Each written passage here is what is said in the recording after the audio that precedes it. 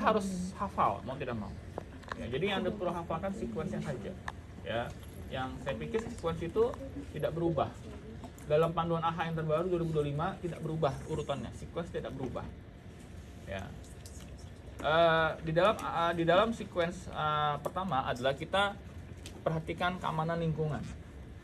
Ya, jadi kita masuk ke scene safety. Ya, jadi aman dulu. Terkondisikan aman, ya, baik ketika Anda di pre-hospital maupun di intra-hospital. Ingat, dalam kondisi pengecekan keamanan, evakuasi emergency dan non emergency di situasi pre-hospital itu tetap berlaku walaupun pasiennya henti napas, henti jantung. Sekalipun Anda dari jauh sudah curiga orang ini henti jantung, tapi ketika henti jantungnya itu di tengah kobaran api, tengah-tengah kita, ya, reruntuhan gedung, ya Anda nggak bisa lokasi CPR di situ. Anda tetap melakukan evakuasi emergency dulu, pindahkan ke lokasi aman, baru Anda melakukan CPR. Prinsipnya sama. Ya, jadi aman lingkungan. Ya, lalu aman kita sebagai penolong. Aman sebagai penolong. Nah, aman sebagai penolong terutama adalah kita harus menggunakan PPE. Ya, jadi kita harus menggunakan alat pelindung. Apalagi semenjak ada pandemi COVID, isu penggunaan PPE ini sangat penting sekali. Ya, makanya semenjak pandemi kita sama sekali nggak boleh lagi melakukan mouth to mouth. Ya, bahkan karena pada saat kita waktu pandemi gitu atau tempat pasien COVID, jangankan di per-hospital, yang intra-hospital aja kita kalau intubasi aja deg-degan. Kenapa? Karena aerosol. Ya. Sama ketika kita kompresi, kita pencet dadanya, kompresi dadanya, udara itu akan keluar dari mulutnya pasien. Misalnya ketika atau satu kali kita lagi dingin. Ya. Jadi sangat aerosol sekali. Dan di minimal kita pakai hand scones, ya. Tapi kalau emang kita curiga orang ini punya penyakit airborne disease gitu ya, ya kita mau tidak mau harus pakai masker juga. Bahkan kalau airborne disease kita diwajibkan pakai masker N95 standar. Ya. Lalu aman pasien tadi sama prinsipnya. Apakah korban juga aman? Tapi biasanya yang paling konsisten kita adalah aman kita sama aman juga. Ya. Kalau dalam kondisi kemungkinan dia henti jantung, ya kita udah nggak ada aman-aman lagi. Yang penting kita lakukan segera. Ya. Lalu di sini kita mulai cek respon. Ya. Kita mulai cek respon. Bisa kita cek respon.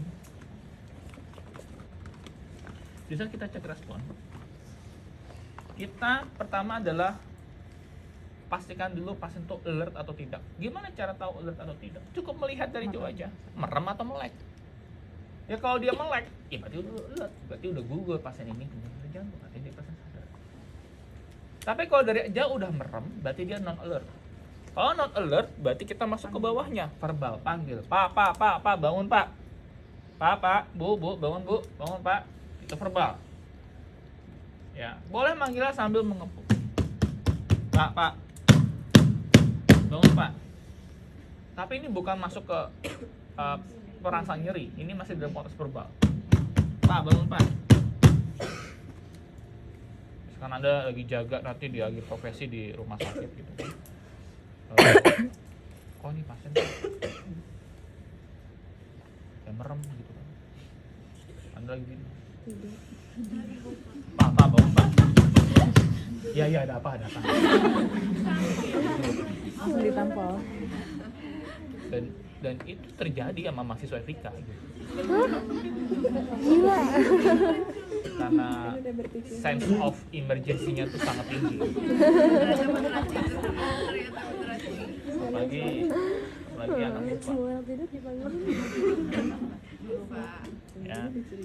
Jadi ketika Anda sudah rangsang dengan verbal, dengan memanggil tidak ada respon, baru Anda rangsang nyeri. Rangsang nyeri itu rekomendasi tetap kebanyakan masih kita sternum.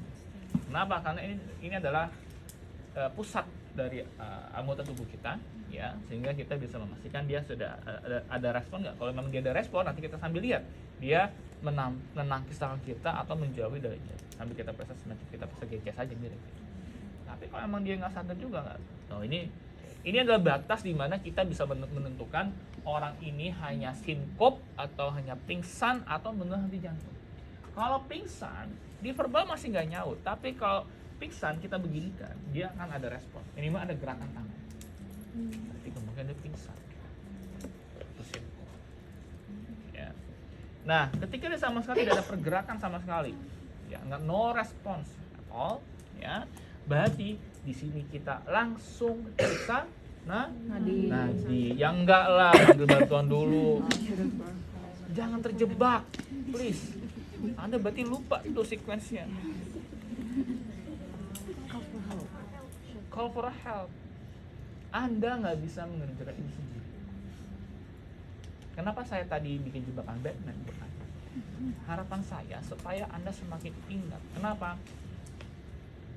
Hampir sebagian besar, mungkin 5 atau 4 dari 10 mahasiswa yang saya uji, atau bahkan kadang 8 dari 10 mahasiswa saya uji, kesalahan sequence-nya adalah di saat dia habis ngecek respon, nggak ada respon, lalu dia langsung cek nadi karotis, baru panggil bantuan. Kebalik. Jadi abis cek respon, nggak ada respon, ingat, Anda butuh bantuan. Ketika Anda sadar, oke, ini harus obat ini henti jantung, bukan berarti Anda langsung segera periksa nadi, enggak, tapi panggil bantuan. Panggil bantuan. Ya, jadi kalau Anda sudah, Pak. Oke. Kalau di rumah sakit, code blue. Pasien Tuan A di bed 203 code blue. Atau kalau ada tombol pencet code blue. Ya, kalau di pre-hospital, saya perawat ngejar, tolong kamu panggil telepon ambulan, telepon rumah sakit, katakan Anda korban pria usia sekitar 50 tahun dengan kondisi tidak sadarkan diri, segera datang ke alamat ini berapa. Ya. Dan yang terakhir adalah kalau di jalan. Tapi kalau kalian lagi ada di airport, lagi di stasiun MRT, lagi di mall yang besar gitu ya. Margo besar sih, cuman saya ada sih kayaknya Margo, atau lagi di, tapi kalau kalian lagi nongkrong di Kutek, Kukusan, kayaknya statement terakhir ini nggak perlu. Yaitu apa? Tolong ambilkan AED. Apakah ada AED di sekitar sini? Kalau Anda sedang di stasiun atau airport, itu ada. Walaupun pertanyaan selanjutnya working or not, kita nggak tahu. Ya, itu pertanyaan selanjutnya. Jadi panggil bantuan dan minta orang ambil AED. Ya, ambil AED. Nah, kalau sudah, kenapa harus ambil AED? Kenapa? Karena kalau memang orang ini pure cardiac arrest itu rata-rata masalahnya bukan hanya henti jantung saja, tapi henti jantungnya itu disertai dengan aritmia yang shockable. Ya, yang shockable itu antara ventricle tachycardia atau ventricle tachycardia. Dan dengan adanya mesin seperti AED itu, dia akan bisa langsung membaca dan langsung memberikan sending a shock sesuai dengan kebutuhan. Kalau pure cardiac arrest ya.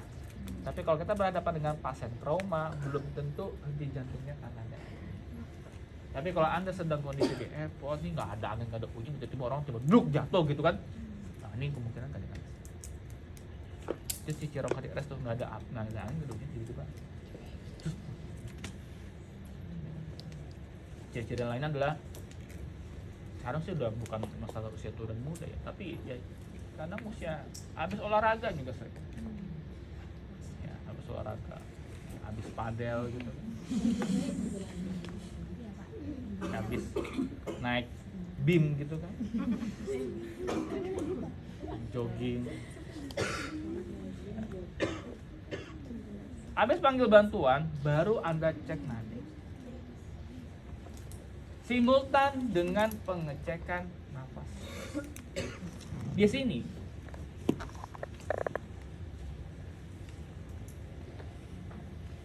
pertama, ini hanya dilakukan oleh healthcare provider. Ini akan di skip untuk orang awam, ya. Jadi kalau ada lay responder, ya, atau lay rescuer, dia tidak akan perlu melakukan cek nadi karotis. Dia ketika sudah, misalkan saya orang awam nih, ketika saya nggak respon, nggak ada kabar. Saya tolong ambil aja pagi bantu, saya langsung kompresi. Ya, tapi kalau kita sebagai orang yang terlatih, well trained, ya, atau ada calon healthcare providers, ya mau tidak mau Anda periksa nadi, karena Anda sudah dibekali ilmunya. Pengecekannya adalah Anda periksa nadi, ya, dan periksa adalah nadi radia karotis. nadi karotis, ya. Anda periksa nadi karotis. Gimana di karotis? Tarik jari Anda di depan krikoid, ya, antara kartilago krikoid dan kartilago tiroid di tengah-tengahnya. Atau kalau cowok Adam's apple-nya, ya. Lalu lateral bergerak ke arah sisi kiri ataupun kanan sebanyak 2 cm atau 2 jari. Insya Allah nadi Anda masih ada di sini. Masih teraba? Ya, berasa ya? Berasa. Ya. Itu juga yang dilakukan ke pasien. Jadi ketika pasien di karotis, Anda cari tengahnya dulu, kita geser.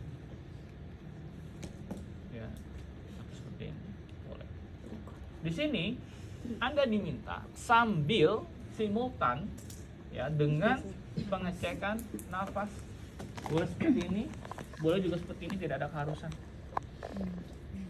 Ya, tapi yang pasti Anda harus simpulkan dalam waktu 10 detik saja. 10 detik saja Anda simpulkan. Kalau mau gampang ya sebenarnya, walaupun kita diminta simpulkan, ya, tapi fokus Anda sebenarnya tetap ada di nadi karotisnya. Kenapa? Kalau memang nadi karotisnya Anda sudah yakin dari awal sudah tidak ada, maka otomatis ya nafas pasti nggak ada. Tapi ketika pertama kali naruh tangan Anda, oh ada nih gitu. Nah itu baru Anda mulai jeli lagi nih, nadinya jelas ada kok, berarti tinggal memastikan nafasnya ada atau tidak. Karena ketika dia nadinya ada, bisa jadi nanti nafasnya antara ada atau tidak. Gitu ya. Nah, ada 3 kemungkinan. Kemungkinan pertama, nadinya ada ternyata, nafasnya juga ada. Ya udah, berarti Anda nggak perlu CPR. Anda cukup melakukan initial assessment saja, memastikan lagi apa masalahnya. Kemungkinan yang kedua adalah nadinya ada, nafasnya tidak ada. Apa yang kita lakukan? Rescue breathing. Berapa banyak diberikan kemarin? Saya bilang berapa? Sama 6 detik, 1 detik, 5 detik, 1 detik. Antara dalam semenit kita kasih napas sebanyak 12 atau 10. Fundamental change in AHA yang terbaru, kita tidak lagi diminta memilih di antara 2 tersebut. Langsung AHA menentukan 10 saja. Itu salah satu krusial perubahan yang signifikan, ya, dalam memberikan rescue breathing. Jadi kita langsung kalau rescue breathing kita langsung kasih 6 detik setiap 6 detik atau 10 kali dalam 1 menit. Gitu ya. Itu AHA 2025. Kalau ternyata dari awal nadi sudah nggak ada, nafas memang nggak ada, otomatis langsung kita starting CPR.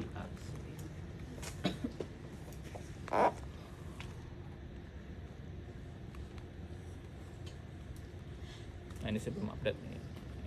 Ini udah nggak berlaku lagi ya. Ini udah nggak berlaku lagi.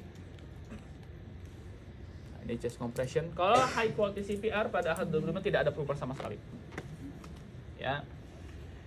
Tapi ada perubahan dalam posisi. Sebelumnya AHA tidak pernah menyebutkan masalah posisi rescuer. Tapi di AHA yang 2025 ini dia menyebutkan posisi rescuer. Posisinya adalah saya kasih dulu dong. Pindah.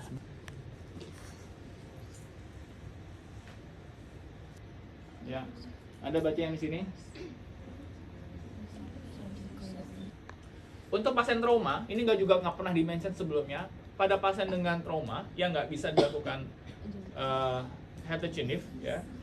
Lalu ketika kita sudah melakukan jaw thrust atau melakukan insertion artificial airway seperti OPA, ya, NPA, kalau memang nggak bisa nggak efektif, airway nggak kebuka, maka kita boleh lakukan head to chin lift walaupun pasien trauma.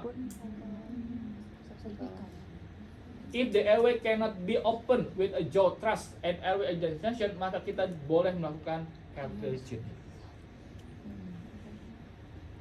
Ya, artinya saya berpikir dia artinya sudah memprioritaskan ventilasi dibanding trauma servikal, kemungkinan trauma servikal.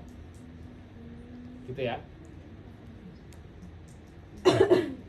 Ini yang saya bilang tadi, ventilasi sudah ditetapkan hanya satu pilihan saja, yaitu 10 kali atau 6 detik sekali. Ya. Yang paling menurut saya perubahan yang paling besar di AHA ini adalah AHA sekarang sudah menentukan berapa banyak kita melakukan, bukan di RJP sih, tapi di ini dia. Ya. Menentukan kita melakukan penyelamatan ini, ya.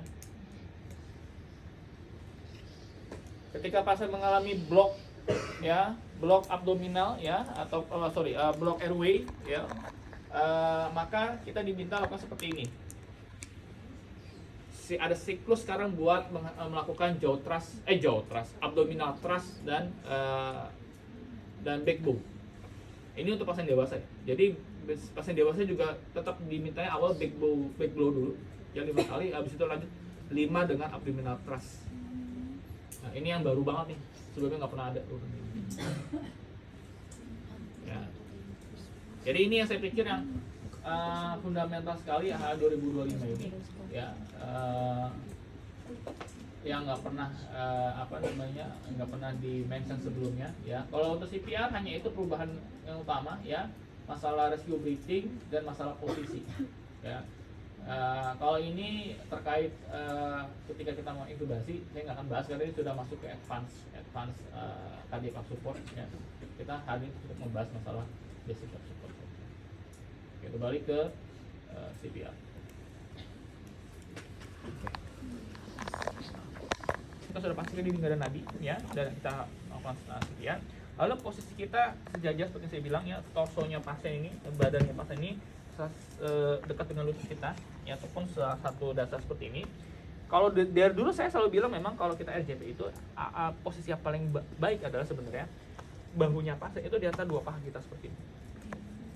Ya, mau dari sebelah sisi kiri boleh, sebelah kanan boleh, nggak ada masalah, ya. Lalu Anda mulai tentukan titik kompresi. Titik kompresi itu adalah ini AHA juga nggak ada perubahan, tetap sama, lower half sternum. Ada nggak sih?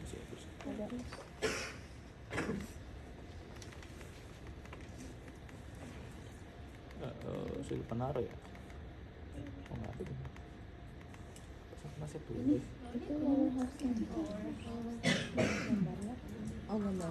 Gambarnya iya. Jadi gini, lower half sternum itu maksudnya apa? Jadi Anda lihat dari mandibulium sterni, ya, ujung sternum atas sama ujung sternum bawah, ya. Ini misalnya saya bilang nih. Maka Anda bagi 2 seperti ini, bagi 2, ya. Nah, lower half sternum itu adalah ini.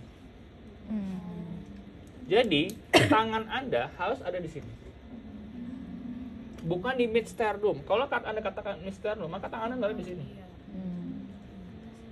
Paham ya bedanya, ya? Di lowernya. Ya, lower half-nya. Jadi di bagian, bukan ya, ada ini upper half, ini lower half. Gitu. Ya, kita ambil lower half-nya. Jadi kita ada di sini tangan kita. Kita taruh tangan kita yang mana? Tumit tangan kita, bukan tapak, bukan jari. Jadi bukan seperti ini, tapi begini. Ya, kalau saya pilih tangan kiri, maka saya kunci seperti ini. Ya, lower half saya taruh di sini. Lalu sekarang saya perhatikan, ya, posisi pundak saya dengan titik kompresi tadi atau tangan saya ini harus tegak lurus 90 derajat. Dia tidak boleh miring seperti ini. Dia harus lurus seperti itu. Kenapa? Karena kita ingin memberikan tenaga yang besar dan mengefisiensikan energi kita yang datangnya dari sumbu tubuh kita, dari kekuatan kedua tangan kita ini di pundak. Kalau Anda mirip seperti ini, ya, maka otomatis Anda akan menggunakan kecenderungan Anda menggunakan otot pergelangan tangan Anda atau otot siku Anda. Tapi kalau Anda seperti ini, Anda seperti menaruh letak badan Anda, beban berat badan Anda itu ke pasien. Dan itu hanya bisa dilakukan kalau posisi Anda itu tegak lurus seperti itu. Tapi kalau seperti ini nggak bisa, nggak akan bisa. Mau tidak mau Anda akan seperti ini nanti pencet ini. Tapi kalau Anda seperti ini, maka Anda akan bisa memastikan, artinya apa? Anda nggak capek-capek lagi, lebih ringan.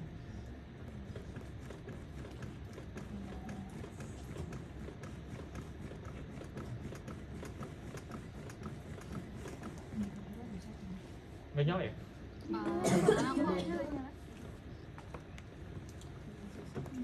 Nah tuh sama kayak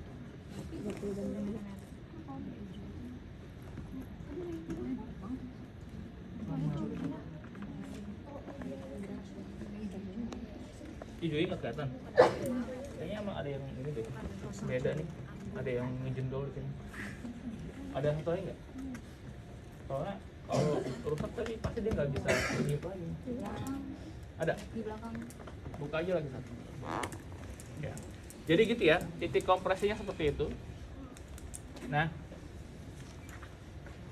pertama adalah kita harus dalamnya sedalam 5 cm. Walaupun Anda tidak akan bisa mengukurnya. Tapi itu akan terlihat dari efisiensi CPR-nya. Walaupun efisiensi CPR-nya Anda juga tidak dapatkan secara langsung. Kecuali Anda menggunakan kapnograf dan Anda bisa membaca ETCO2 namanya di monitor. Ya. Tapi yang paling penting adalah juga selain kedalaman, frekuensi ya boleh bawa sini. Buka aja dulu, tuker bonekanya. Sampai 120 kali per menit, ingat ya. Artinya apa? Kalau Anda memberikan satu siklus 30 kali, maka Anda membutuhkan waktu kurang lebih 15 sampai 18 detik untuk memastikan 30 kali kompresi agar mendapatkan target 161 kali per menit. Paham ya? Untuk 30 kompresi, Anda estimasi waktu yang dihabiskan 15 sampai 18.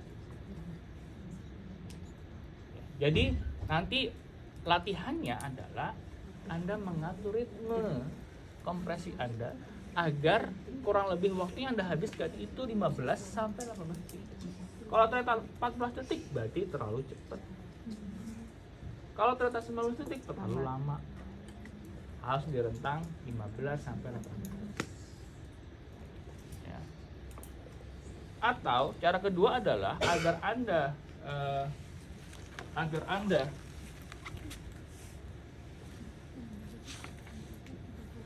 Maria, buka YouTube Maria. Tentu mengatur irama Anda sampai Anda latihan ngedrum. Anda belajar main drum nggak? Atau yang anak band sama, ini juga diatur ritmenya agak sinkron semuanya sama yang main bass, sama gitar, sama drum. Nah itu yang 120 menit ya? Ya, 110. 110 tengah-tengah. Nah artinya kalau Anda ikutin ini, Anda dapat rentang 100 sampai 120 menit atau 110 tepat. Udah diikutin aja.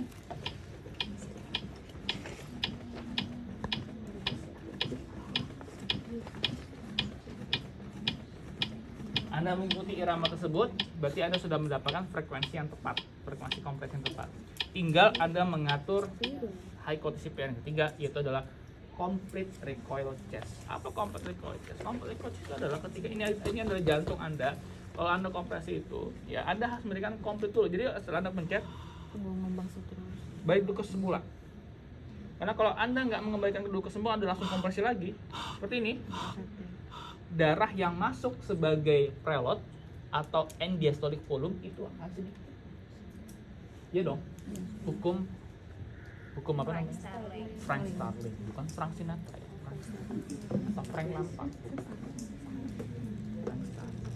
Jadi ketika dia balik maka darah akan masuk kan maksimal tuh volumenya. Anda apa lagi darah akan puas sesuai dengan darah yang masuk tadi. Kalau nggak komplit recorded akan seperti ini. Dia cepet ya, tapi nggak komplit recorded. Ketahan jadi tengah-tengah. Tapi kalau komplit recorded akan seperti ini.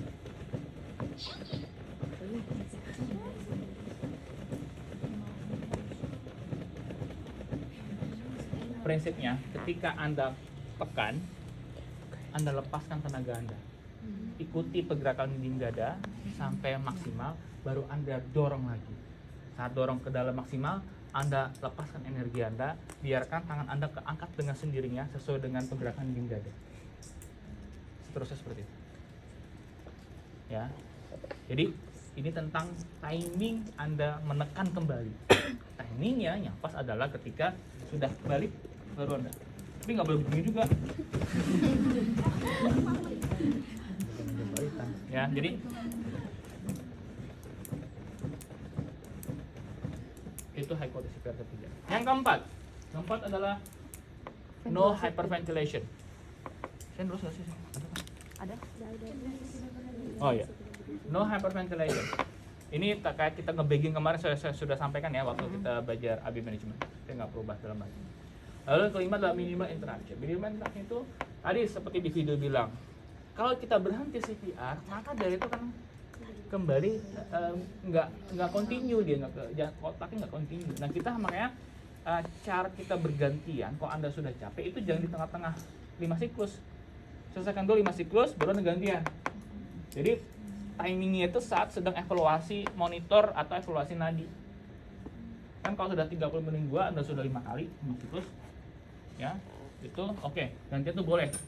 Misalnya yang gantian dia sudah siap di belakang penolong yang lagi sip ya. Sambil kita evaluasi monitor, sambil evaluasi nadi, langsung kita rolling gantian, langsung ambil cepat. Pergantian cepat. Ya. Nggak boleh lama-lama. Itu minimum interaction. Kita lakukan tersebut sampai 5 siklus. Setelah 5 siklus baru kita evaluasi apa? Ya, jadi 30/2 30 lalu 2 ventilasi. Saya nggak akan dalam lagi bahas ventilasi karena udah kemarin.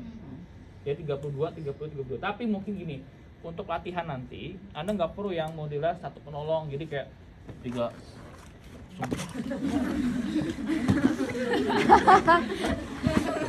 gitu. Jadi anggap aja nanti latihannya 2 orang. Latihan 2 orang. Jadi ada teman Anda yang khusus breathing, ya khusus ventilasi.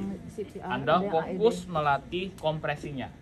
Ya, Anda fokus melatih kompresinya. Tapi nanti giliran udah evaluasi nadi, masuklah ke skenario di mana nadinya ada. Nah, kan udah nih ya, udah 5 siklus ya. Nadi sudah 5 siklus. Oke, sekarang kita evaluasi nadi. Oke, nadi diperiksa. Oh, nadi sudah ada. Baru kita, napasnya kita cek nafas sekarang. Napasnya belum ada, baru kita rescue.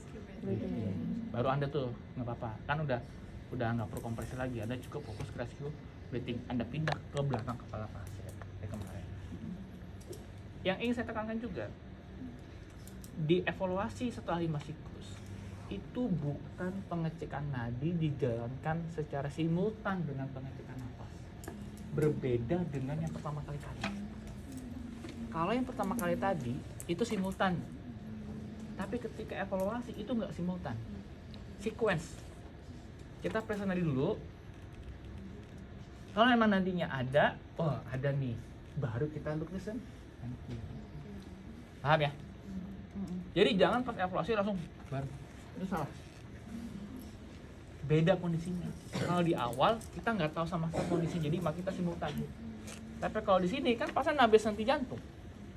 Jadi kita fokusnya nadi dulu. Gitu ya. Setelah kita nadi, ada, baru kita look listen. Oke, cek nafas. Nafasnya beneran nggak ada, baru kita rescue breathing sebanyak 10 kali dalam 1 menit. Selama berapa menit? 1. 2.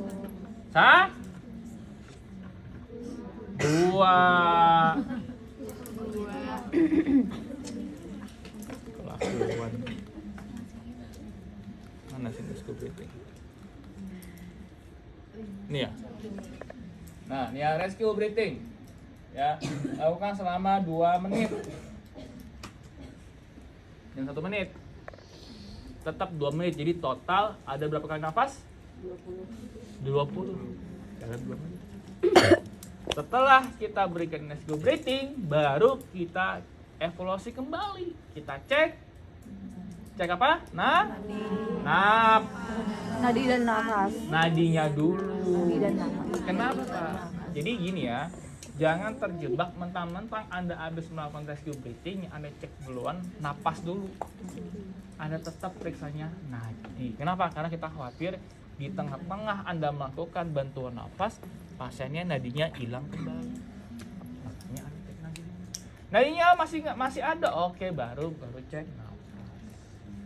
Sequence juga. Nah, setelah itu baru kalau di pre-hospital recovery position, kalau di intra-hospital Anda masuk ke algoritma SOC. Return of Spontaneous ROSC. ya, ROS ya, nanti ada di panduan AHA. Oke, jadi itu yang harus saya sampaikan ya. Kapan NJP dihentikan? Nafas spontan dan denyut nadi sudah kembali, nanti nafas yang sudah ada ya, bantuan advance sudah datang, ini kalau pre-hospital ya, atau air sudah datang ya. Lalu komplikasi bisa frontal 3, kastrasi, tapi itu masa bodoh ya. Yang penting Anda CPR tetap lakukan. Jadi walaupun ini kejadian di tengah-tengah proses CPR, lanjut CPR, continue CPR apapun yang terjadi. Ya, apapun terjadi lakukan CPR.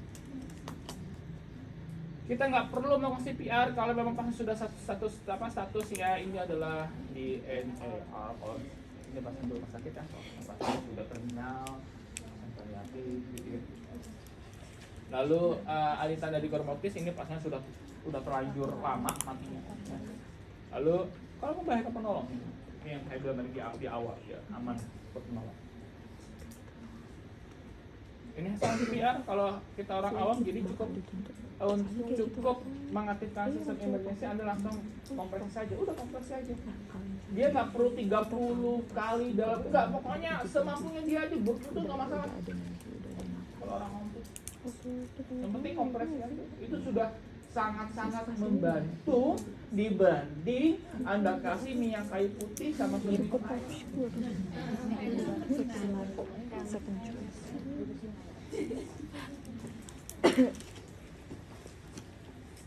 AED, saya nggak perlu kasih tahu karena ini hanya gimmick semata. Kenapa gimmick semata? Karena sudah rusak.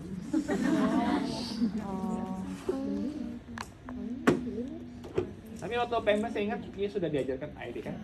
Bahkan kalau yang punya rig nyala. Iya, ada. Ya kan? Masih kan? Oke. Kan nggak ujian juga AED. Kan yang penting ujiannya. Semua pengen dapat itu bisa ada semua pengen dapat. Belum rezeki kan. Oh, ini sama ini aja kok. Bisa ada dengerin instruksinya. Intinya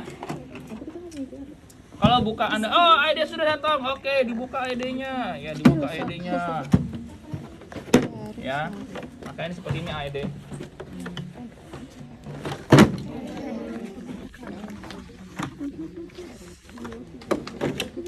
Ya, maka dia settingannya akan pertama kita akan ambilkan mesinnya, lalu kita connect padnya ke sini. Ya, lalu kita langsung tempelkan padnya. Ya, sudah di sini pasti ada saldo penunjuknya, ya. Ini ada yang namanya di apex, ada yang namanya di sternum. Ini sternum seperti ini, kita tempelkan di sini. Ini apex, ini tempel. Di beberapa set AED dia ada pisau cukur. Iya, buat bumbu-bumbu. Kalau dia ada bulunya, dadanya, Anda cukur dulu. Dia sambil ini kan.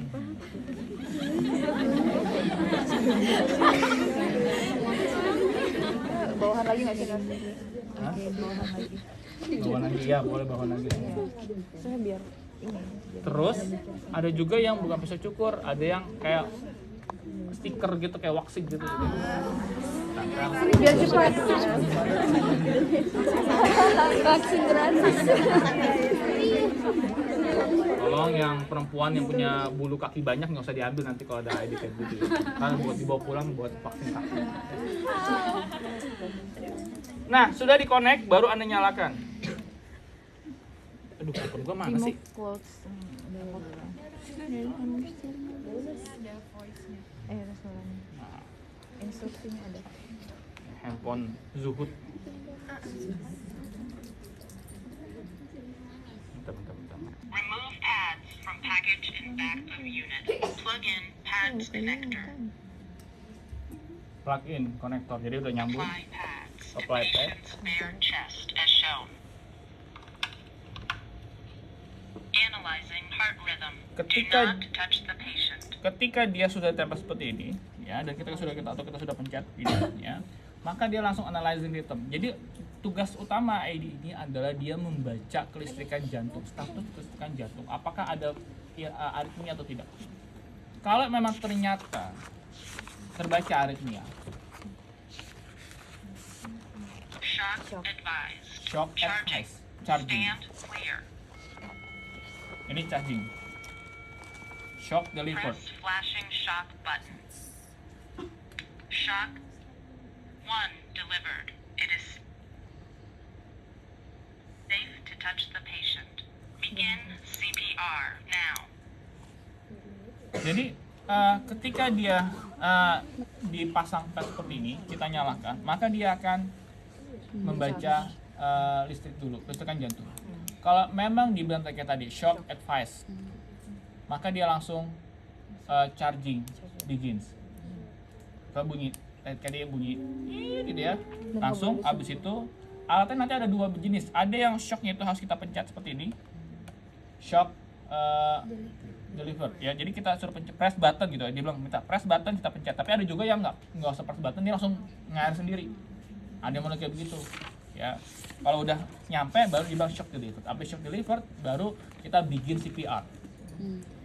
Ya, ketika kita bikin CPR, ya udah kita kompres aja kayak biasa tadi. Dalam konteks pre-hospital, kadang kita nggak butuh lagi 30 menit 2. Pokoknya CPR selama 2 menit. 2 menit berapa banyak berarti? Minimal 200. Karena dia akan menghitung juga, dia akan menghitung waktu 2 menit. Jadi kalau misalkan sudah 2 menit, dia akan bilang stop CPR. Checking rhythm. Dia akan baca lagi. Kalau nanti ketika di tengah-tengah dia checking rhythm lagi, ternyata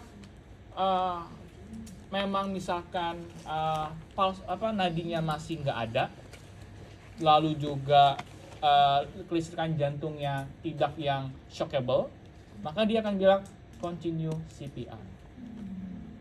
Tapi kalau